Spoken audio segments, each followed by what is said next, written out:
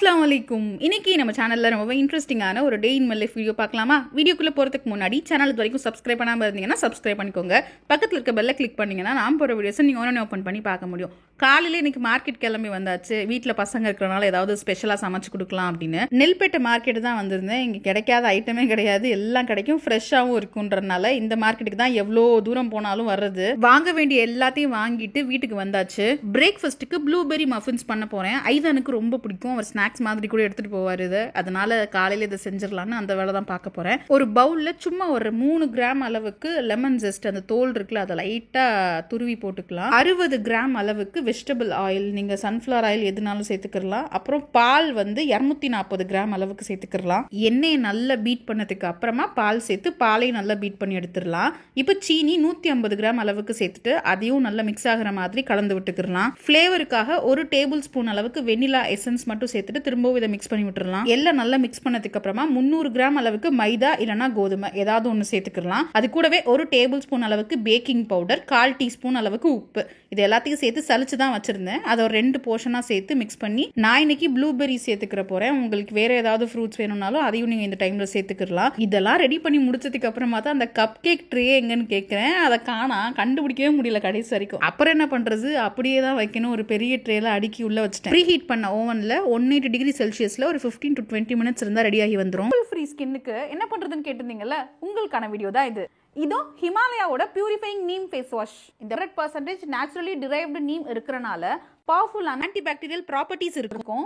And it kills 99.9% of pimple causing bacteria. இதுல இருக்க gentle கிளென்சரை இம்பியூரிட்டிஸை ரிமூவ் பண்றதுக்காகவும் பிம்பிள்ஸை கிளியர் பண்றதுக்காகவும் டிசைன் பண்ணிருக்காங்க. Product soap free and paraben free. இப்போ இந்த ப்ராடக்ட்டை எப்படி யூஸ் பண்றதுன்னு சொல்லட்டுமா?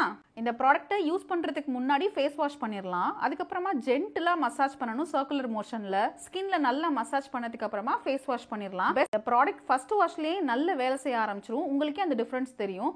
இந்த சூப்பரான ப்ராடக்ட்டை அமேசான், ஃபிளிப்கார்ட், நைகா, ஹிமாலயாவோட அஃபிஷியல் ஆப் அண்ட் வெப்சைட்லயும் ஆர்டர் பண்ணிக்கலாம். டீடைல்ஸ்க்கு மறந்துடாம டிஸ்கிரிப்ஷன் செக் பண்ணுங்க, லிங்க் இருக்கு. அந்த லிங்க் மூலமா ஆர்டர் பிளேஸ் பண்றீங்கன்னா ஸ்பெஷல் டிஸ்கவுண்ட்ஸும் கிடைக்கும். ஹெல்தியான பிம்பிள் ஃப்ரீ ஸ்கின்னுக்கு ஹிமாலயாவோட purifying neem face wash 150 ml வாங்கி கண்டிப்பா யூஸ் பண்ணி பாருங்க. ரெகுலரா இந்த ப்ராடக்ட் தான் நான் யூஸ் பண்ணிட்டு இருக்கேன். எனக்கு நல்ல ரிசல்ட்ஸ் இருக்கு. மஃபின்ஸ் 2 பேட்ச் வந்தது. ஒரு பேட்ச் காலையில முடிஞ்சது, இன்னொரு பேட்ச் ஈவினிங்ல ஸ்நாக்ஸ் மாதிரி கொடுத்துடலான்னு அப்பதான் பேக் பண்ணி எடுத்தேன். நல்லா இருந்தது சாப்பிட்றதுக்கு. ஈவினிங்ல பேக் பண்ணி எடுத்ததுமே அப்பவே காலி ஆயிடுச்சு. ஆளுக்கு 2 எடுத்தும் முடிஞ்சு போச்சு. நெஞ்சு கறியும் ஈரலும் வாங்கிட்டு வந்திருந்தேன். அதை நல்லா அலசிட்டு இப்போ வேக போடணும். இப்போ அதை நல்லா அலசியாச்சு. இதுல மூழ்கிற அளவு தண்ணி ஊத்திட்டு உப்பு, மஞ்சத்தூள், இஞ்சி பூண்டு பேஸ்ட், அவ்வளவுதான். இது எல்லாத்தையும் போட்டு பொங்கி வரக்கூடாதுன்றதுக்காக ஒரு 2 டேபிள் ஸ்பூன் நல்லெண்ணெயை மட்டும் விட்டு விசில் போட்டு விட்டுறலாம். சிம்மில் வச்சு ஒரு 2-3 விசில் வந்தாலே போதும், நல்லா வெந்துடும். மதிய நேரத்தில் கிச்சன் பக்கம் போகவே முடியல, அவ்வளோ அனலா இருக்கு. அதனால பிரேக்ஃபாஸ்ட் முடிச்ச கையோட லஞ்சையும் செஞ்சு வச்சிடுறது. இப்பெல்லாம் அடுத்து லஞ்ச் சாப்பிடும் போது தான் கிச்சன் பக்கமே எட்டி பாக்குறது. அந்த மாதிரி தான் பிரேக்ஃபாஸ்ட் ஒரு பக்கம் போயிட்டு இருந்துச்சு, இன்னொரு சைட்ல லஞ்ச் வேலைகள் நடந்துட்டு இருந்தது. கறி ஈரெல்லாம் வேக போட்டிருந்தோம்ல, ஒரு 3 விசில்ல சூப்பரா பஞ்சு போல வெந்து வந்துருச்சு. இப்போ இதுல இருந்து ஈரலை மட்டும் தனியா பிரிச்சு எடுத்து மிளகு போட்டு வறுத்து வைக்கணும். இந்த சாருக்குமே அதிக மசாலாலாம் எதுவும் போட போறது கிடையாது. இவ்வளவுதான். இதை அப்படியே சாப்பாட்டுல ஊத்தி சாப்பிடலாம் அப்படின்னு பிளான் பண்ணியிருந்தேன். வெயில் நேரம் காரம் அதிகமா போட வேண்டாம் அப்படின்றனால தான் பசங்களுக்குமே ஊட்டிடலாம், அவங்க நல்லா என்ஜாய் பண்ணி சாப்பிடுவாங்க. அண்ட் கீரைக்குமே பருப்பு வேக போட்டு வச்சிருந்தேன். இது என்ன கீரைன்னு எனக்கு மறந்துருச்சு. பொன்னாங்கண்ணியோ இல்ல மிளகு தக்காளி ஏதோ ஒரு கீரை வாங்கினேன், ஆனால் அந்த பேர் இப்போ மறந்துட்டேன். பாசி பருப்பு போட்டு கூட்டு வச்சோம்னா கீரை சூப்பரா இருக்கும் அந்த சாறு கூட சாப்பிட்றதுக்கு. கொஞ்சமா பாசி பருப்பு, சீரகம், பூண்டு, நல்லெண்ணெய் ஊத்திருந்தேன். மஞ்சத்தூள்லாம் போட்டு பருப்பு ஓரளவுக்கு வெந்ததுக்கு அப்புறமா அந்த கீரையை குட்டி குட்டியா நறுக்கி போட்டு கடைசியா கொஞ்சமா உப்பு போட்டு இறக்கிற வேண்டியதுதான். சிம்பிளா முடிஞ்சிடும், நல்லா டேஸ்டாவும் இருக்கும் சாப்பிட்றதுக்கு. கீரை சைட் டிஷ்க்கு வச்சிருக்கேன், ஈரல் வறுவல், அவ்வளோதான். அந்த சாறு கூட சூப்பரான லஞ்ச் மெனு இன்னைக்கு. சாப்பாடு மட்டும் நல்லா கொழைய வடிக்கணும், அப்போதான் அந்த சாறு இறங்கும், இல்லைனா அரிசி முழிச்சுக்கிட்டு நிற்கும் வெந்ததுக்கு அப்புறமும். 2 பசங்களுக்கும் சாப்பாடு ஊட்டி முடிச்சாச்சு. ஊட்டினா சீக்கிரம் சாப்பிட்றானுங்க. அவங்களா உட்காந்துருந்தா அதை 4 பக்கம் சிந்தி செதற விட்டு படா படுத்தி எடுத்துருவாங்க. ஈரெல்லாம் மெண்டு சாப்பிட மாட்டாங்க. அதனாலயே அந்த சாறு கூடவே போட்டு வேக வச்சுட்டா எசன்ஸாவது இறங்கி இருக்கும்ல. ஈரல் வெந்து தானே இருக்கு, அதனால வெறும் சுக்கா மசாலா மட்டும் தான் போட்டிருக்கேன். உப்பு ஈரல்ல ஆல்ரெடி இருக்கும், தேவைப்பட்டா இந்த டைம்ல கொஞ்சமா சேர்த்துக்கலாம். அந்த சுக்கா மசாலாவை மட்டும் போட்டு சுருள வதக்கி எடுத்தாச்சு. உங்களுக்கு வெங்காயம் பிடிக்கும்னா நீங்கள் வெங்காயம் போட்டு கூட வதக்கிக்கலாம். ஒருவேளை அந்த மசாலா அங்கங்கே நிற்கிதுன்னா நம்ம சூப் ஆல்ரெடி வச்சுருக்கோம்ல, அதை லைட்டாக ஊற்றி பரட்டினீங்கன்னா ஈவனாக எல்லா சைட்லேயும் அந்த சுக்கா மசாலா ஈரல் மேலே வந்துடும். சாப்பிட்றதுக்குமே அம்புட்டு ருசியாக இருக்கும். எல்லா வேலையும் முடிஞ்சுது. இது எல்லாத்தையும் பாத்திரத்துக்கு மாற்றி டைனிங் டேபிளில் வச்சிட்டோம்னா விளக்க வர்றவங்க மற்ற எல்லா பாத்திரத்தையும் விளக்கி வச்சிருவாங்க. சுடுதுடா ஆறட்டும்னு சொன்னாலும் கேட்கவே மாட்டேன். ஆனால் கையில் எடுத்ததுக்கப்புறம் சுட்டுருச்சு அப்படின்னு ரியாக்ஷன் மட்டும் கொடுப்பேன். பார்த்தீங்களா, கையில் சுட்டுருச்சான். இந்த பையன் நடிப்புக்காரங்க கேமரா ஆன் பண்ணால் போதும் ஆட்டோமேட்டிக்காக ரியாக்ஷன்ஸ் கொடுக்க ஆரம்பிச்சிடுறான். இதெல்லாம் வந்து நடிச்சிட்டு இருக்காரு அவரு. இப்படியெல்லாம் செய்யவே மாட்டேன். வீடியோ ஆன் பண்ணணும்னு தெரிஞ்சால் மட்டும்தான் இப்படிலாம் செய்வேன் வித்தியாசமாக ஏதாவது. ஆமாம், இதே கேட்கணும்னு நினச்சேன். எல்லாரும் எப்படி இருக்கீங்க? பசங்களோட லீவ்லாம் விட்டாச்சு, என்ன மாதிரி போகுது வீட்டில் எல்லாம், அதெல்லாம் சொல்லுங்க. எனக்கு தாங்கவே முடியல, பயங்கரமான சேட்டையாக இருக்குது. 2 பேரும் சேர்ந்துட்டாங்கன்னா அவ்வளோதான், முடிச்சு விட்டுறாங்க என்னைய. ஈவினிங் மேலே தான் எங்களுக்கு வெளியில் வேலை இருந்தது. அதனால் மதியத்துக்கு மேலே தான் இவர் ப்ளே ஸ்கூல் போனார். சாப்பாடுலாம் வீட்டிலே ஊட்டியாச்சு. அதனால் வெறும் ஸ்நாக்ஸ் மட்டும் வச்சு கொடுத்து பேக் பண்ணி அவரை ஸ்கூலுக்கு அனுப்பியாச்சு. மதியத்துக்கு மேலே 1 கப் உளுந்து, ஒரு 2 டேபிள் ஸ்பூன் அளவுக்கு வெந்தயம் தனியாக ஊற வச்சாச்சு. இது எதுக்குன்னா, நம்ம சிகப்பரிசி இருக்குல்ல, அதில் வந்து தோசை ஊற்ற போகிறேன். 2 தடவை ஊற்றிருக்கேன், ரொம்ப டேஸ்ட்டாக வந்தது. அதனால் அதை இப்போ கண்டினியூஸாக ஊற்றிட்டு இருக்கேன்.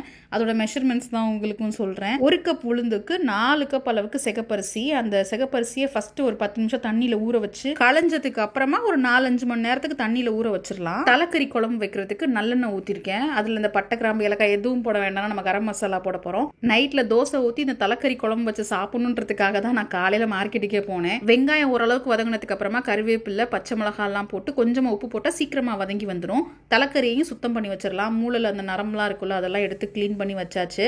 இப்போ தக்காளி சேர்த்தாச்சு. இஞ்சி பூண்டு பேஸ்ட் மட்டும் சேர்த்துடலாம். இது கூடவே இஞ்சி பூண்டோட பச்சை வாடை போனதுக்கு அப்புறமா க்ளீன் பண்ணி வச்சிருக்கோம்ல தலைக்கறி, அதை அப்படியே போட்டுடலாம். மூளையை மட்டும் நிப்பாட்டி வச்சாச்சு. ஏன்னா மூளை வந்து குழம்புலாம் கொதிச்சு வந்ததுக்கு அப்புறமா போடணும். 1 டீஸ்பூன் அளவுக்கு கரம் மசாலா, 2லேருந்து 3 டேபிள் ஸ்பூன் அளவுக்கு மட்டன் மசாலா. இது ரெண்டும் தான். மட்டனில் நீங்கள் என்ன குழம்பு வச்சாலும் நம்ம மட்டன் மசாலா பெஸ்ட்டாக இருக்கும். அந்த ஃப்ளேவர்லேருந்து அரோமாலாம் பயங்கரமாக இருக்கும்.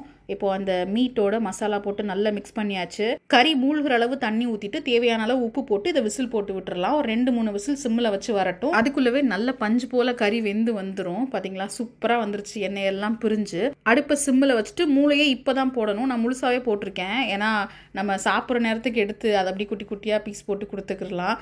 முழுசாக போட்டு ஒரு கொதி வந்தாலே போதும். மூளை அந்த சூட்லேயே நல்லா வெந்துடும். கடைசியாக இதில் தேங்காய், கசகசா, முந்திரி பருப்பு, சின்ன வெங்காயம் போட்டு அரைச்சு அந்த பேஸ்ட்டையும் ஊற்றினோன்னா நல்ல ரிச்சாக இருக்கும் குழம்பு சாப்பிட்றதுக்கு.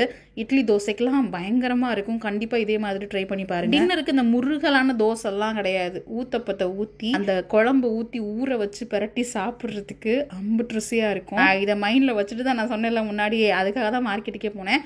இப்போ திருப்தியாக அந்த தோசை தலைக்கறியை வச்சு சாப்பிட்டு ஜாலியாக டின்னர் வேலையும் முடிச்சாச்சு. ஊற வச்சிருந்த அரிசி பருப்புமே நல்லா ஊறி வந்துருச்சு. தூங்குறதுக்கு முன்னாடி அந்த உளுந்து இருக்குல்ல, அதை ஃபஸ்ட்டு அரைச்சி பந்து போல், அது கூடவே செகப்பரிசி கொஞ்சம் நரன்னு அரைச்சா போதும். அவ்வளோதான், தோசை மாவு ரெடி ஆகிடுச்சு. தேவையான அளவு உப்பு போட்டு பரட்டி வச்சிட்டோம்னா காலையில் தோசை ஊற்றிக்கிறலாம், மாவு புளிச்சு வந்துடும். அவ்வளோதான். அடுத்த விளாக்ல பார்க்கலாமா? தோசை ஊற்றுனதுலேருந்தே அடுத்த விளாக் ஸ்டார்ட் பண்ணுவோம். இப்போ இந்த வீடியோ முடிச்சிடலாமா? வீடியோ பிடிச்சிருந்தா லைக் பண்ணிட்டு உங்கள் ஃப்ரெண்ட்ஸ் எல்லாருக்கும் ஷேர் பண்ணுங்க. சேனல் இது வரைக்கும் சப்ஸ்கிரைப் பண்ணாமல் இருந்தீங்கன்னா சப்ஸ்கிரைப் பண்ணிக்கோங்க. பக்கத்தில் இருக்க பெல்லை கிளிக் பண்ணிங்கன்னா நான் போகிற வீடியோஸ் நீங்கள் உடனே ஓப்பன் பண்ணி பார்க்க முடியும். அவ்வளோதாங்க. வேறு என்ன, நமக்கு சோறு தான் முக்கியம், சோறு மட்டும் தான் முக்கியம். பை பை, அஸ்ஸலாமு அலைக்கும்.